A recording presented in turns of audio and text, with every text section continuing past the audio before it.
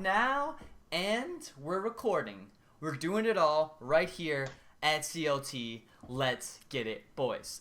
My name's CJ Collins. I'm CLT Pathfinder. With me, above me, right here, you're looking at him, the greatest of them all, Call of Duty players, COD manager, Charles Sinatra. What's up? Charles. Yes. Golf clap. Okay. To my direct, it would be your left, my right. No, just my right. Okay, he's on my right. He's handsome. You've seen him before. He's the lady killer. The ladies love him. The men love him too. Everyone loves him. Blake Hawkins Edwards. You almost forgot that. You almost did. I was like, Blake Edwards? That sounds right. We have two Blakes, guys. Sorry, that's on me. Blake Edwards and Blake Hawkins. That is Blake Edwards. He also has a brother who was on the podcast a couple weeks ago. And then, directly diagonal to me, if you're looking right here and you're pointing towards the Buffalo Bills and you're going north all the way to Buffalo, the grayest of them all. Do you like that? The grayest of them all? You see that? That was clever. Yes. That was clever. I Well, would expect nothing less. that's right. Welcome to the podcast. So I think to get started, we're going to tell the story of how Charles and Gray, I'm going to point at you guys every time I see you now. Right. How Charles and Gray got started with CLT and how you found it. And I think, Charles, let's start with you, man. I mean, so tell them the story from like when CGS started. Actually, no, go before how we know each other and then from there into how you got involved with CLT. Okay, so me and CJ met through the U.S. Army Discord of the U.S. Army Esports team, and we ended up finding out we both live in the same state because I was living in Fort Bragg, North Carolina, and he was living in Charlotte. Time goes by, we play a couple games together, have a good time together. We actually teamed together for the Army Esports team for like a short period of time. What was it, like the B team or C team, whatever like that it was? We were like the D team at one point. We were the worst. The D team. Anyway, We were it was like bottom 6, eight. 7. What game? It was Black Ops 4. It was Black Ops 4. Okay, well, So yeah, we did the D team, 16th, whatever team we were, and we just had fun, played games together, had a good time. And then we found out through one of our buddies, D-Fan, RIP D-Fan, we can never find him. If you ever watch this video, D-Fan, we're thinking about you, brother. But we found a tournament in Goldsboro, and then all of us that came from like Bragg and CJ, we all linked up and went to play at CGS, and we placed like third there, whatever. Then we ran into Josh, the owner of CLT, and started talking to him, getting to know him about everything. And we said, you know what, let's make this happen. Let's group up with these guys. And CJ, with the guy he is, became this co-owner. So that's how we met up there. And then now I'm here. I played for CLT for one event, and then ended up moving on to being the COD manager because I didn't really want to play anymore. So, but yeah, that's how we come to core. Do you remember Blake from the event? Oh yeah, Of course he did. Me and Blake hit it off immediately. When he said something about Halo, I was like, yeah, me and him were going tight. Plus, I caught the video too of that high play you made, the clutch play, and then instantly you were like, "Yo, let me get your number. I have to have that." So yeah, all me went and became good friends after that too. That was a good time. But that's how it became fruition of CLT. Dude, it was a great time. It was nice. So I just want to hit on that story really quick with D-Fan. So D-Fan was a guy in the Call of Duty team for the Army that was trying out. That was like a Special Forces guy, and seemed like a really nice guy, really good at the game too.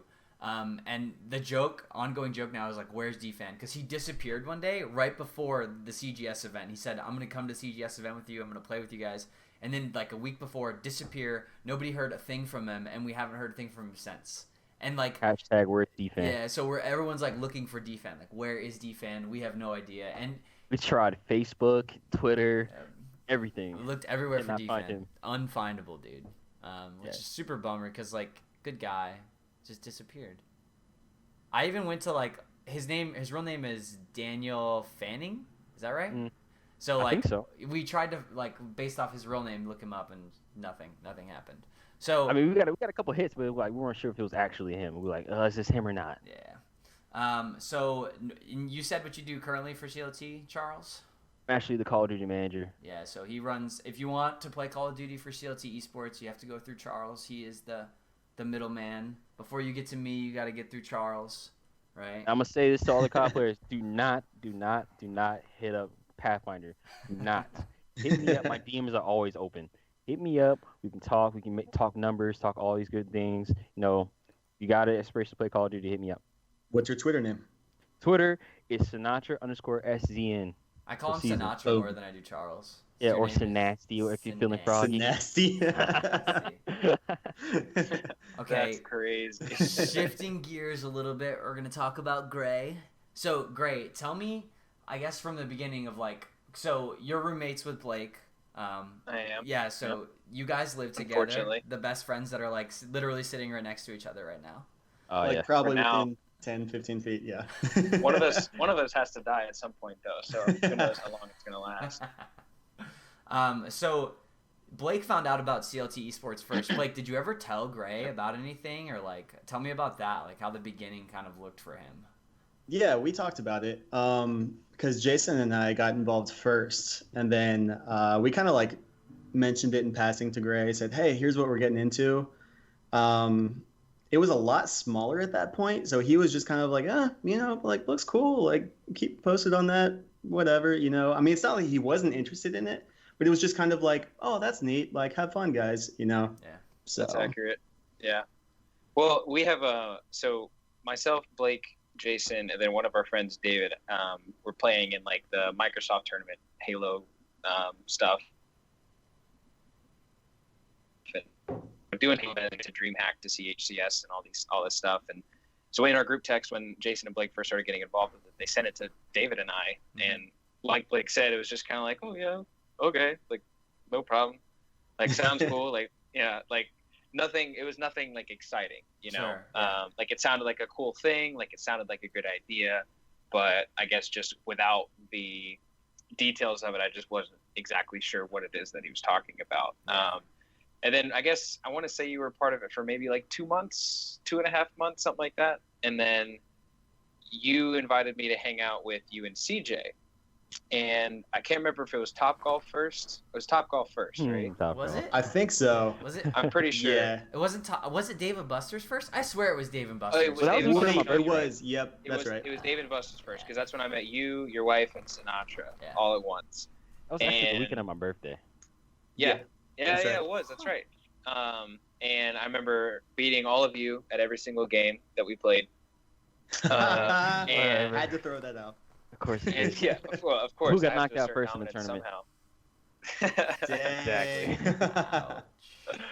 But anyway, so met you guys there, started talking to you about esports and video gaming in general, and I remember I had a lengthy conversation with you, CJ, about kind of what it is that your big picture idea was for CLT. And at this point, I'm just asking questions because I wasn't affiliated, I wasn't a part of what you guys were doing, none of it. I was just hey, I'm curious, let me ask these questions.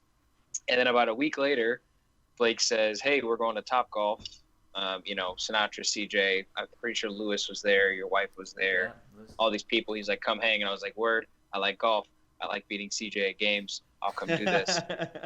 So I show up, and again, we're just eating some food, drinking some drinks, playing some golf, and I had a conversation with you, CJ, again, kind of about what everything was and kind of the things that I was interested in terms of esports. You were asking me, and at one point in the conversation, you just looked at me and you were like, you know what, Gray? I want you with CLT Esports. You're doing it. What's your Facebook? And immediately just added me on Facebook, threw me in the group. 2 days later, because this was on a Sunday, 2 days later, you had me in the meeting on Tuesdays. So, yeah, that was pretty much my introduction to esports. That's my. Somewhat you got thrown in there. Yeah, my style is very trial by fire. It's funny because I think Marino, he's another guy, but he kind of got thrown in the same way. He just came to 2 Call of Duty events, and Josh was just like, "You're a part of us now." And then he brought him into the room and did an initiation with all the staff, and I'm like, "Whoa, this is a lot." That was a good time. It was. I remember. In the first meeting, there was 9 people in the Discord or in the Facebook call or something like that. Yeah, that was when we were still using the Facebook call. Yeah, and you were just like, "Hey, just be yourself. You don't have to say anything. Just listen." I was like, "All right, no worries." Yeah, but and it's funny because when we have I knew that I didn't know you were Blake's roommate until we were like, hey, we're going to Dave and Buster's, and Blake was like, I have somebody else who can come, and I was like, okay, cool. And then it was because of the Halo tournament that kind of brought us all together for that 2v2 tournament. Right. But it was interesting because I was talking to you, Gray, and I was like, obviously you're into Halo, so you must know about esports and like what the scene looks like. And I was very confused as to like why you hadn't jumped on Blake's back and been like, I want to be a part of CLT right now. What's the deal? You know, it was kind of like you had your reservations. And then once I got to know you, I think it was because you're a very thoughtful person and you have a process in order for you to kind of get involved with stuff. And that was what I saw anyway. Is that right? Or am I? Yeah, I mean, for the most part, I mean, there was definitely some skepticism, Sure. you know? Yeah. Still is at times, yeah. Being that, I mean, just being honest, I mean, I'm here now, so it's not like it was anything terrible. But Yeah, you're not going anywhere now. You're stuck here. I'm just kidding. But yeah, I mean, is a healthy amount of skepticism just from the perspective of, you know, this being such a grassroots thing. And by the time that I was getting involved with you guys and learning about what you were doing, it was still pretty fresh in the making. And so because of that, being that it was new, I just had a lot of questions. Sure. And I think I asked you question after question at Dave and Buster's. You were very curious, yeah. We were sitting at the bar and just like you'd answer, and I remember one thing you said. I remember I looked at you and I was like, "That's not a good enough answer. Let me ask this a different way." That's funny. So, I appreciate that because you were very transparent, and I think that if you were in any way giving me the hint that you weren't being at least somewhat forthcoming about what it is that your overall plans were, or at least where CLT Esports was at that time, sure. I don't think I would have been on board. Huh. So you can take a lot of the responsibility as well for getting me involved just because you were open to exactly, you know, letting me in on what the vision for CLT actually is. So yeah. And it's funny, every single time we have like an event or something, I look back and I think like all the awesome memories. And like when I see all three of you, it's so fun to like, my brain goes back to Dave and Buster's and Top Golf and the Halo weekend and then all the adventures. And so like, I just love that as a community, we're just building all these memories. And I think that YouTube is kind of the way to capture that stuff. And I think that people will see those things and want to be involved because they see those memories that we're making together as friends. So like that's like a side vision for CLT and what I want it to be. And that's why I bring on like all kinds of guests to the podcast so that you guys can speak your piece about what it is, you know, you want CLT Esports to be and bring up ideas and talk about stuff. You know, we have a weekly meeting that maybe the rest of the world doesn't know about that's pretty lengthy at times. We talk about all kinds of different stuff. And I think that that's kind of morphing into different things where we're kind of handing out actual tasks. And as we move towards, you know, our big one, which is there's a couple events on the way. The one that's the closest one is the League of Legends events on August 10th at Get Some Gaming.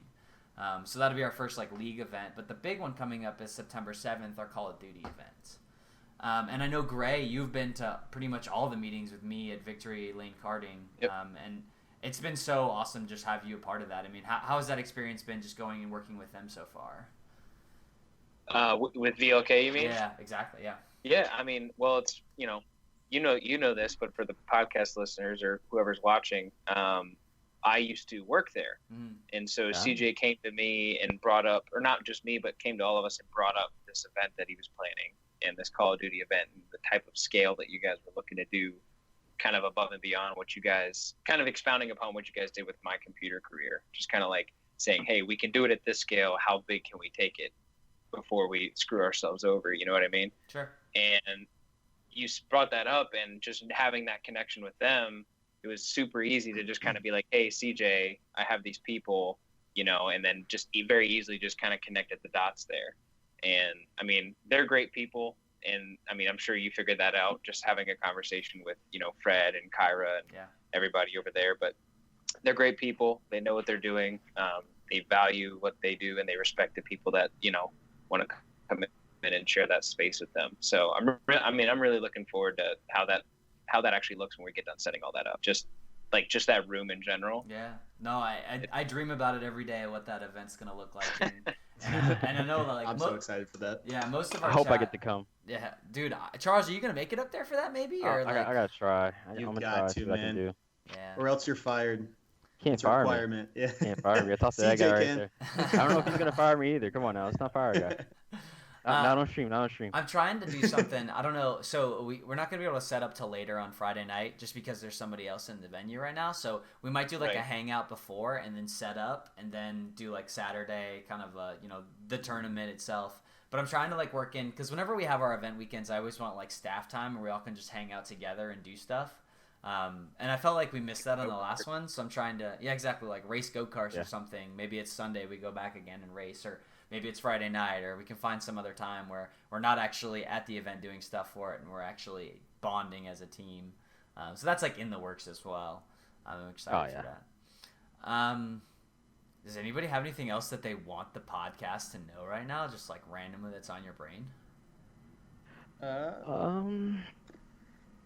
Well, while we wait, let's go ahead and shout out the chat while we're even here right now. There you go. Shout out to Ethan Assume, Matrix. Good to see you, brother. Your Inu. We're gonna go with Luga. We're gonna call you Luga. What's going on, Luga? Good to see you in the chat. We're sitting at 11 viewers. Good to see you all here in the chat. We're at CLT Esports podcast. Since we don't have much to say, but I do want to say about the tournament, it's gonna be a good time. It's gonna be a really awesome tournament for the last. Well, won't be the last. Well, for amateurs, it'll be the last LAN tournament. Come for Black Ops 4. Yeah. Or CLT. I think Midwest might do one the 14th. Midwest is gonna do one. Helix Esports doing one. But dude, did you see this, Sinatra? NJ Rod canceled theirs.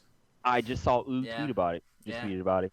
And so, then everybody's going to Helix. Yeah, for those who don't know that are listening, so NJ Rod is one of the tournament organizers. There's several along the East Coast. One of them is Midwest Esports. They do a great job with their events. Helix, which CLT has also sent a team up there. It was Oog and those guys.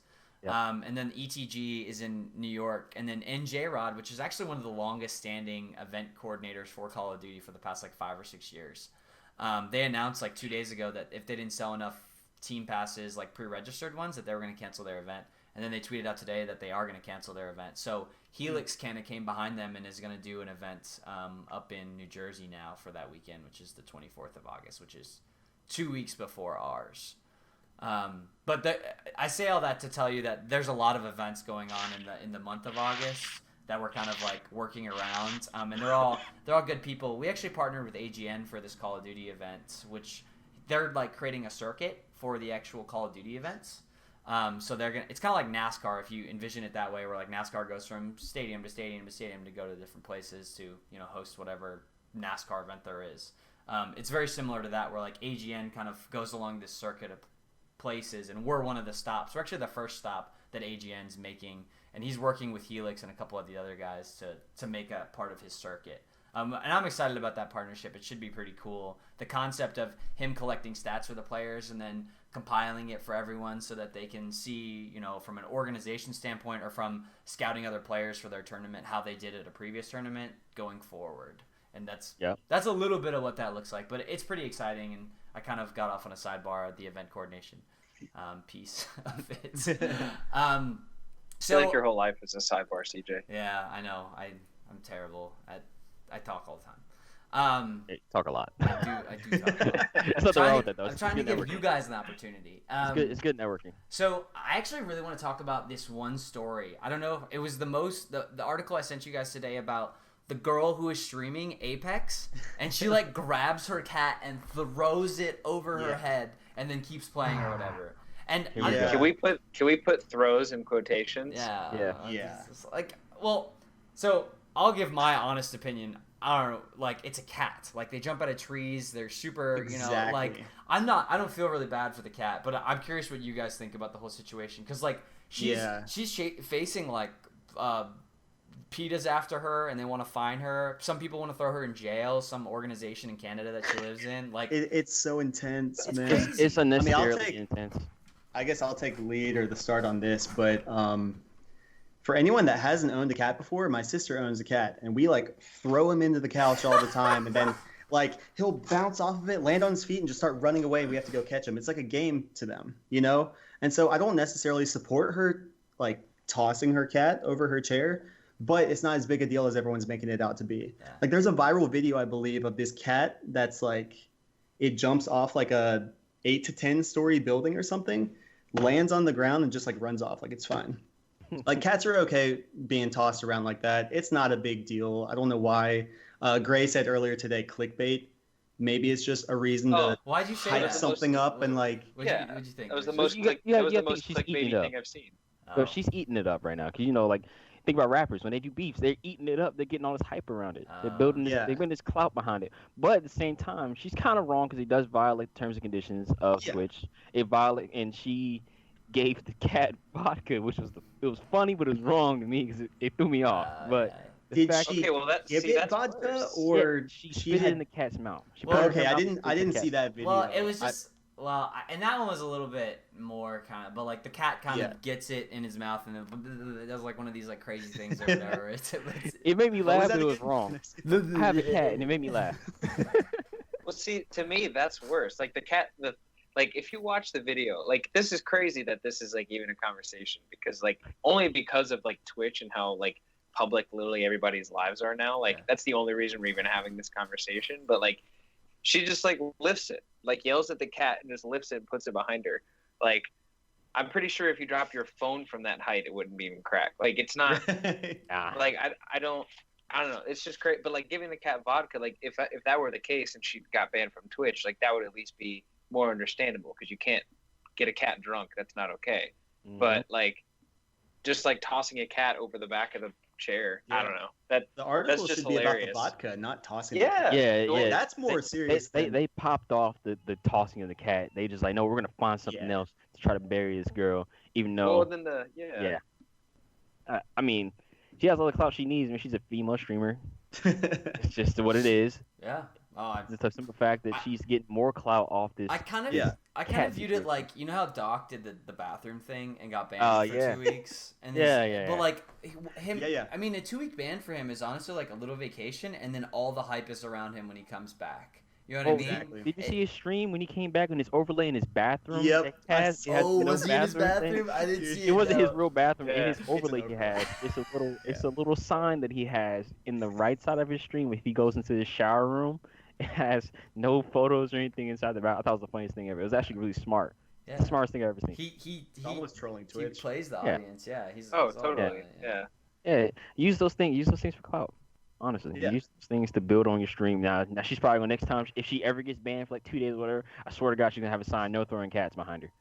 Oh yes, Never know. something like that. Yeah, absolutely. I Gotta would be opportunistic. I would Oh, eat that eat up. up. Yeah, definitely. You're all the way up. Okay, I guess Enjoy we can every all bit of agree. that. I guess we can all agree on the cat thing. There was another article that I saw the other day. It was Farming Simulator Esports. I never read it. Oh, you And didn't? I think I it's read a it. joke. Yeah. I read it. Blake, joke. what'd you think about it? The I will crap was say that hilarious. For gamers like us, like I like FPS games. That's what I like to play most Actually, of the time. tell So- tell the fans what the article was about. Oh Start with. yeah. That's true. The article is just about Farming Simulator 19 and the esports, I guess, hype, if you want to call it that, surrounding Farming Simulator. And if you don't know what that is, it's literally what it sounds like: farming, tractors, fields, like all of that. The jazz and weather, everything. nighttime. Where's the And so- competitiveness behind that? You're a farmer and you farm. That's the game. And so there's an esports community around that, I guess you could call it. Uh-huh. And initially, my thought is like cringe, I guess. Like, why? Yeah. Like, ew, what? Like, that sounds so boring. But if there's being a fan of the esports hype and everything, if there's a lot of people that enjoy that, like I'm with it. And I think that shows that gaming and esports can be so versatile that there can be a game for anything. You know, you can find any kind of game and it's going to reach a crowd of people that enjoy that stuff. It may not be my thing. You'll never see me playing it, streaming it, anything. But if there's a big enough group of people that can hype the whole esports community, then like I have no issue with it. I think it's kind of cool. Yeah. Video games bring people together. Yeah. That's the ultimate goal is. I think that's what drives esports. I think the biggest shocking thing when I saw the article was that there was only like, well, I say only, the annual numbers for the game weren't terrible. They were like 120K over a year, which is small, but like still, like that's like 10,000 a month that they're getting at least. And I'm sure some of those are unique viewers that are, you know, I'm sure it talked about a league as well and some other things that they were doing. But I don't know. I've never played Farming Simulator. My concern would be like the same thing with Fortnite. Like how much RNG is in that game? Like how much is it like, you know, decision making that you can minimize your RNG, or is it like straight just like things are everywhere and you don't really know what's going on? Yeah. So basically, how it works. I Oh, read it. great! Never played Farming Simulator 19, but basically it's like each person, it has a lot of MOBA elements, right? So like for example, you have like a set number of tractors to choose from. Different teams can do, picks and bans. So you can ban certain tractors that you deem to be OP, right? And then in the actual competition, there's like a field of wheat, right? And you may have obstacles to get around, or you may have like, there's buffs that you can pick up, and there's different things, different ways in which you can interact in the field that you're harvesting. Sure. And that's how you get points, and basically the team with the most points wins, which is kind of cool. I mean, honestly, like, again, I'm not going to play it, but if there's a community for that, and if people dig that, then by all means, like their first league, they're putting up a $250,000 prize pool. Yeah. Like, that's crazy. Hey, It is. But those John Deeres are so OP, bro. Yeah. No Yeah, John so Deere's You gotta allowed. ban that John Deere, dude. Ban the John Deere. No, only crafts. They're sponsored. They have like John Deere has a team. Oh my God. Intel has a team. It's crazy. I think the other one was Logitech has a team. So like all these different companies are all like hopping on board, and clearly there's money and enough of a content viewership to put up $250,000 as a prize pool. It's So amazing what you can do with money. It's you can't amazing really what talk. you can do with money. You can't really talk crap about that because Dude, yeah, I I'm mean, going money talks. like Farming Simulator Pro, like that's in my repertoire, Yeah. dude. I could do that. I mean, it's on Game Pass. Farming Simulator? Game Pass. Yeah. No way. I'm not It's on downloading that Game- crap, I'll man. try to on play Game it after this. Yeah, Been on GA Game Pass No, for a it bit. can't be John that Deere. hard. I mean, like, I'm sure. I mean, I'm not the one to talk about like easy esports, but like, it can't be that hard. Like to, Yeah. to I would master, assume like, if it's anything that consists of a competitive level where you're competing for $250,000, I'm sure there's some level of skill and difficulty to go along There with would have it to be. in order to be the best.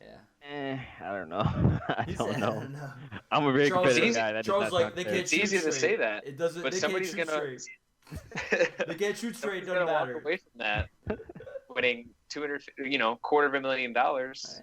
I mean, I mean, I wish yeah, Halo I'll, could I'll do go out that. there and do that. you could talk crap Yeah. all you want and be like, bro, all you do is drive a tractor. It's like, all right, bro, I got $250,000. Like, Oh, like as long as you can give me a strategy to cut grass, then I'll take you serious. Well, cut that grass. Yeah. Yeah, cut that grass, brother. It's I so can't funny see- because one of my wife's friends, like, he plays Farming Simulator a lot. So I bet, like, if I talked to him about it, he would know. And I'm pretty sure he would sign up too. Maybe. yeah, Well, I mean, if there's a player base, there's a sport there. yeah. It's a niche market. I mean, it's the same way that like you wouldn't see somebody that plays Super Smash Melee competing in a Call of Duty tournament, So there's not a lot of crossover between the different genres. Yeah, But Okay, I got you now. I see. So, I actually really want to talk about this one because I think it's super interesting, and I see it a lot. I've read a lot of articles recently about high school leagues starting. So the other article was essentially about Virginia. So Virginia, basically the school board for the state decided that they're going to implement in a high score esports league for League of Legends specifically, starting out this year. So they're doing like a pilot year, so they test it to see if they like it and what it looks like. And me and Josh talked about this on another podcast just briefly, but I'd be curious to see what your guys' thoughts on like the thought of, so first of all, high school esports and what it can do for the scene, and then secondarily, if there's a pipeline necessary for games, or if games are going to outgrow their pipelines no matter what. Does that make sense? So like, expound Yeah. upon that last part. so like the pipeline is the fact that like, so for football, people are groomed to be a professional football player from the time they're like an elementary school kid or like a baby. You get them to football and they kind of grow up, and then they play in little league, and then they play in the middle school, high school, Okay, college, okay, and kind of okay. goes through so like there's a 20-year train up before you can become a professional athlete for the NFL, right? So because the longevity for esports is so much, like game cycles are just not as long as that, right? So like in order to be pro in Overwatch, it doesn't take you 20 years to get there. You don't need that much time. And even if you did have that much time, how much better would you even be as a player, right? Also, how long is Overwatch really going to last as a game before a new game comes out and you have to play that new game, right? So is it more valuable in investing in like the mechanical skills of playing each game? I know, yeah, like you're like, oh, Overwatch, it can't die, no. But like, is a pipeline necessary to teach players to be better at playing a game, or is it just like player skills that you want to make them more manageable, like knowing how to read contracts and making sure they show up on time and do all the things like you need a player to do in order to be successful? Well, I want to say, well, because I'm actually looking at Ethan Assoon, because Ethan Assoon was actually one of the kids from Playthrough that played on his high school team. Yeah. And looking at what he had to say about it, and recruiting, yes, but the pipeline behind it is, like you said, the game has to last. Counter-Strike. Counter-Strike is a long-lasting game. Yeah. They will not release another Counter-Strike game until, who knows, 15 years later, because 1.6 was going on forever, and then Source was going on forever. Now This one's been out for 6 years. I mean, Yeah, 6 6 years. years. Yeah. 6 years. It depends on what game it is. Like Overwatch. Overwatch is gonna be a game that can last for a long time. They just keep adding expansions and new, what do you call them, operators or heroes or whatever. They keep adding new stuff. They have to continue to add new stuff. The problem with certain games like Halo and Call of Duty, they can't keep adding to it. They have to release a new game because they're money hungry. It's all it is for Activision and was it 343 because they're trash. Yeah. 343 Industries. Bring back Bungie. But 343 Industries, they want to make money. That because those companies need to make money. Counter-Strike, Valve has a slew of money because they release 30 different games. They release 30 different mods and this and that. And another thing is, too, a Pro Mod, Call of Duty Pro Mod, that lasted forever. Call of Duty 4 lasted forever. Even from initial release, Pro Mod being released, it lasted for massive years until it finally died. They didn't do it to the new games because you can't really mod PC games like that now. They're starting to annex that kind of thing. So it's all about the utility that each game has. So, like, all PC games, like, I can see Call of Duty switching over to PC. If they gave the utility for it, then, yeah, switching over to PC and all that good stuff behind it. That just has to build the longevity behind it. It's just all the tools that they give us. That's all we can really work for. Okay. Other thoughts?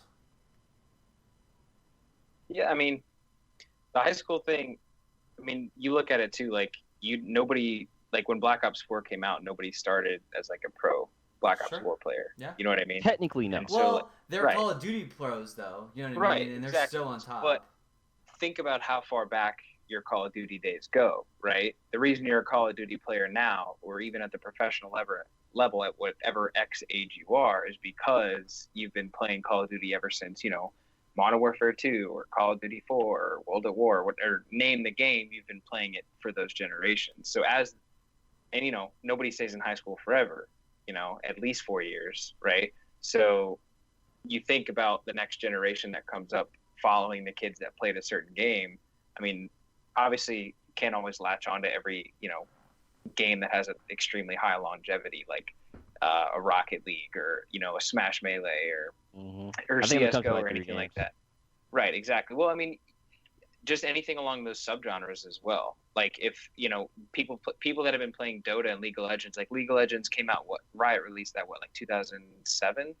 I can find out right now. Something like that. I think it's an old game. It's definitely long. We're going on 12 years. Yeah. And if you look at like competitive viewership, League of Legends is still to this day the most watched video game. Sure. League of Legends released in 2009, October 27th, 2009. Right. Yep. So a decade in, and these games that are, you know, more games come out every single year. There's other MOBAs, you know, there's Smite, there's Dota, there's everything, but League of Legends is still the most watched game. But this goes back to, you know, the thing with Farming Simulator. As long as there is a community for it and that community continues to develop and grow, then there's always going to be a spot, right? And I think if everybody goes into that understanding the realism of their expectations, like not every basketball player in high school is going to the NBA. Sure. So not every gamer that plays in high school is going to be playing for FaZe Clan, you know? Mm-hmm. So would you like to see a more a constructed path from middle school to high school to college for esports? Do you think that makes sense? Yeah, I mean, we just need the games for it. Yeah, I mean, even not in the sense of like if you look at like traditional sports, like right now in high schools, like for my high school, it was, you know, you had JV and varsity, and that you had soccer, basketball, football, lacrosse, baseball, right? Those are like the key ones. If you're at the Northeast or somewhere, you probably have hockey as well. We didn't have hockey at our school because, you know, it was 95 degrees out every day. But, you know, you have those things, and then they feed into college sports, and that feeds into recruiting. And one thing that was mentioned in this article is there's actually 130 colleges with more than $15 million in scholarships for esports. So, I mean, the infrastructure is starting to be built, but the quicker that those opportunities persist past high school, that's when high school esports can actually start to develop. Because the only way that state schools, like excluding private schools, are going to be incentivized to fund these programs is if there's an actual pipeline for them to benefit from that, like producing talent that goes to, you know, the college basketball equivalent of Duke for esports, Sure. something along those lines. Other than Or that, UNC. until that happens, right? Oh, shut up. Whatever school you want, Michigan, UConn, but the more that those opportunities exist past the high school, then you're going to start to see more people that want to get interested and build that community at the high school level.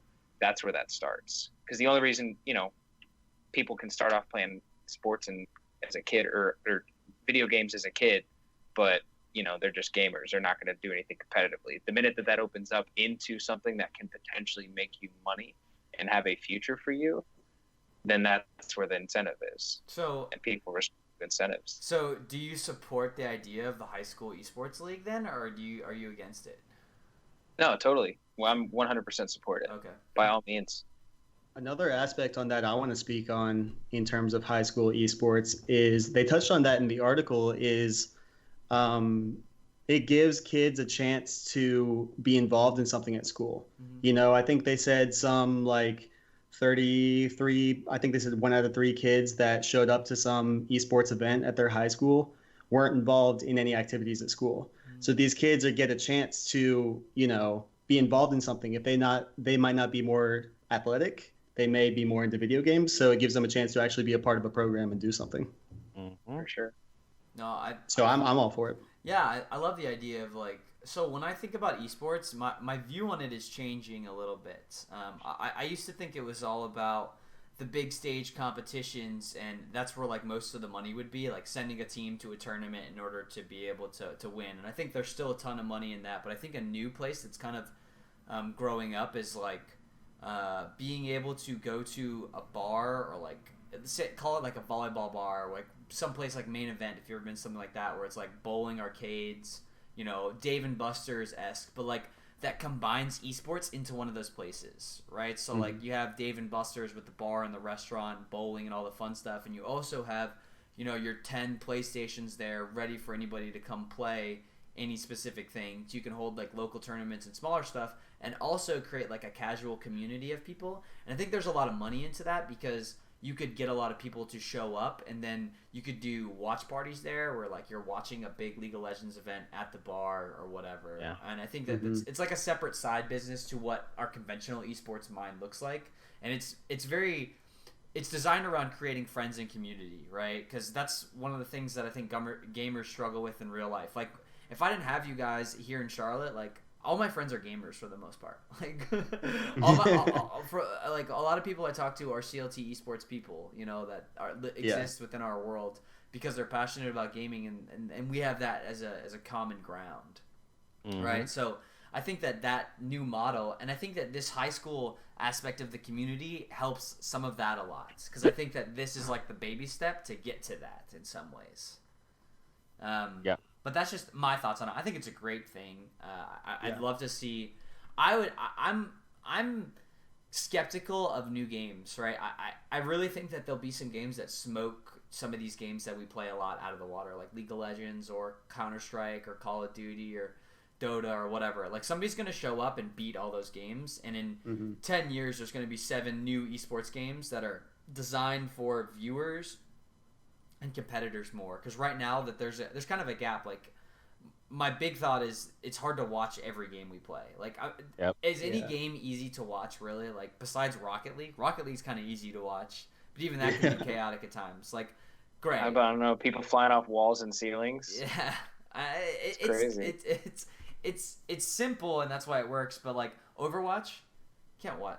It's so hard to. Oh no, it's impossible. It's impossible. Unless you know exactly every aspect of what's going on mm-hmm. with that game, it is nearly impossible to follow. Yeah. I don't watch any other game except Call of Duty and Halo. That's it. Even Call of Duty. Call of Duty's hard to watch.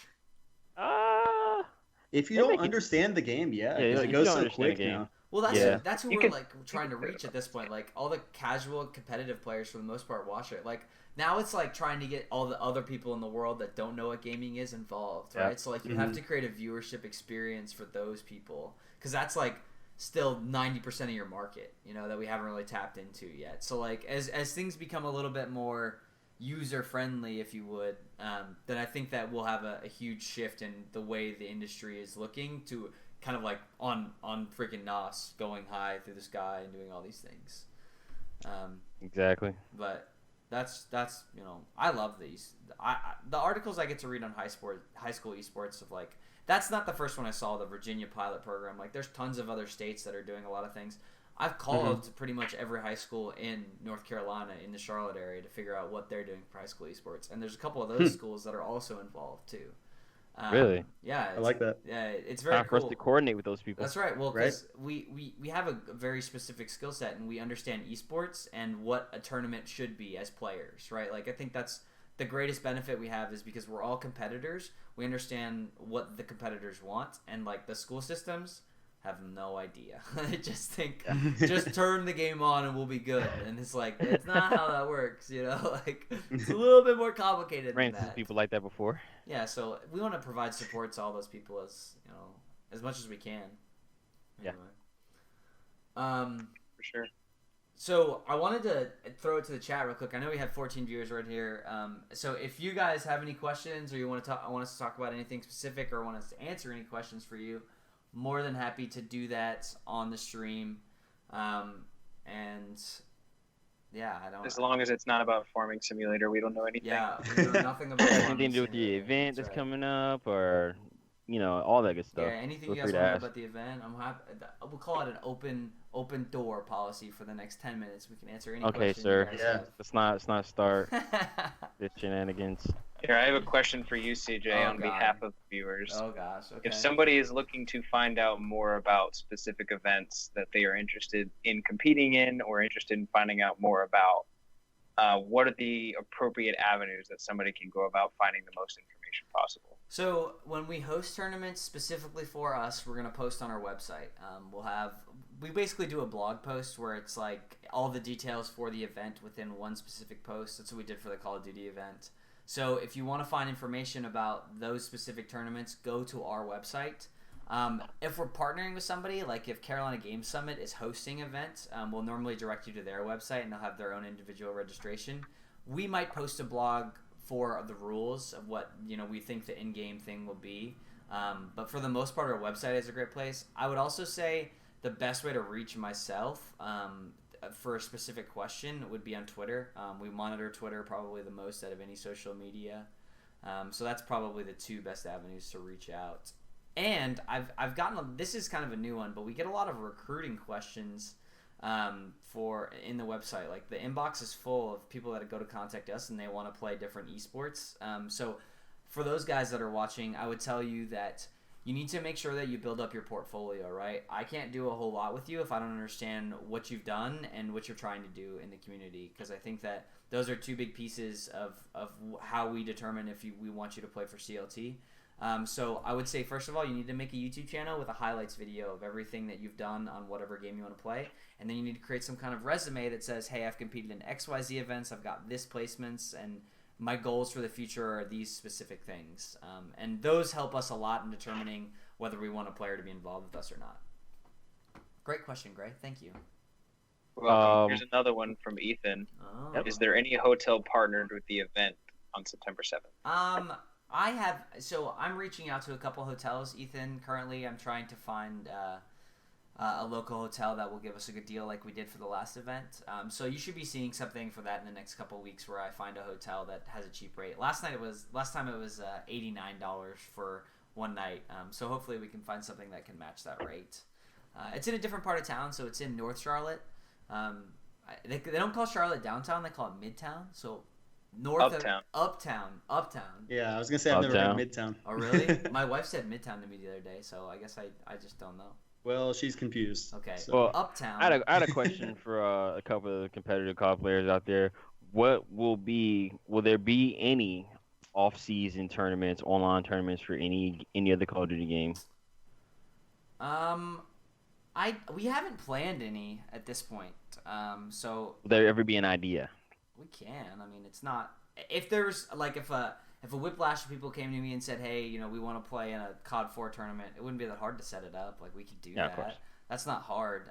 It's just whatever the community wants. I'm sure that we'd be happy to provide it. So if it's something where everybody wants to play COD 4, or they want to play Modern Warfare 2, or COD Ghosts, or whatever it might be, like we're happy to host a tournament. It's just let us know what you think, what you want us to play, and what you want to be involved in, and we can set it up. That's easy. Online That's stuff. up to you, chat. Online stuff is so easy. Also, if there's any Halo players out there that watch this later on YouTube or in the chat right now, let me know if you're in the Charlotte area and interested in events, because we're trying to figure that out as well. My Twitter is CLT_Invictus, so feel free to reach out to me or just message the CLT Twitter directly, because I can see that too. So There you go. any Halo players, just let me know. Any interest. Cool. So I think we're going to end it there, but I'll give you guys a chance for shout outs. I know that your families might be watching. Mom might be watching. Say, hey, Mom. What's up? I'll shout out my mom. She's been really supportive of everything with CLT Esports since I've got involved. We didn't get to play a lot of video games growing up because it was all about school. So I understand that. I appreciate that. You raised me right. But thank you for being really supportive of everything I'm doing and always checking with me on how it's going. Also want to shout out Michael Jordan. That's why I wore the Hornets shirt. I know you've invested in esports, so there's a local esports organization. So you never know. There you go. If only he was a better basketball owner. You just ruined it, Gray. You messed it up. I'm gonna give a couple in-chat shout-outs. Shout out to Etheria, Burry, J4X. We got OG Wavy, Flacco715. Who else? Flacco. Shout out to Flacco, man. Our core guy. Flacco. Ethan Assume, shout out to you. Who else we got in here? Luga. Shout out to Luga in the chat, man. Make sure you're following the chat. Make sure you follow the stream. We will be doing more podcast live streams. Live stream podcast is in the new Live stream wave. podcasts are where they at, man. Yeah. I tried to get this idea out sooner, but they didn't want to do it. But we got it out there. We're doing it. And I'm going to be posting up some links for everybody's Twitters and all that good jazz right now. I didn't even think about this, but we'll get the stream to affiliate if we just stream all the podcasts before the event, and then we'll have affiliate. Then we basically. can get, there you go. And then, so if you guys don't know, for the Call of Duty event, we're gonna have all the donations for the actual event. So we're gonna do donations prior to and during the actual stream. And if you donate to that stream, that money goes directly to the prize pool, and it divvies out. 70% goes to first place, 20% goes to second, and 10% goes to third. So like if you donate $10, $7 goes to first, second, and third. So it's kind of crowdfunded in the way. So the community gets to control a little bit of the size of the prize pool for the actual event in some ways, which I thought was a cool creative idea to get you guys involved in supporting some of your friends. Shout out to the Amburner. I know you're probably in here, brother. Go ahead and give out that information. So that is some very and if important guys, information. if there's any stuff that you want to see from us, like if there's any stuff that you want to see us working on, type of content that you want to see, the games you want to see us play, I mean, let us know. I mean, we're in this just as much as you guys. We want you guys to have just as much of a role in the type of community that we're building as we do.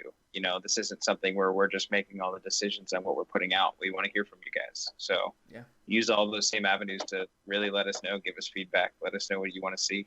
Shout outs, Gray. Who are you shouting out to? Who am I shouting out? Your girlfriend, Steve? Yes, exactly that. No, I'll shout out my parents as well. I mean, I didn't quite have as many restrictions. In fact, I had probably too little restrictions on my video game play. Wild child. But yeah, I mean, if I would have told my parents when I was 12 that there was a chance that I could do something with this in my adult life, they would have told me I was crazy. But they never stopped me from doing it because it's what I enjoyed. Too. Freaking weirdo.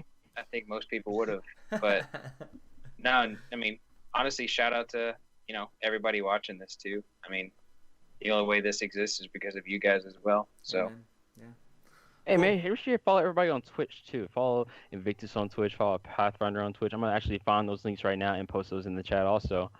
I'm working on that also. They all follow me. Premium gas. They do. They follow me. I think.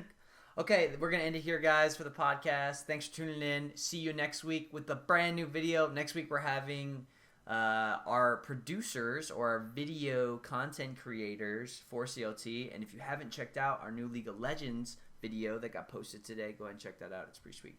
See you next week. You better do it. Peace. Better do it. Later. see you guys.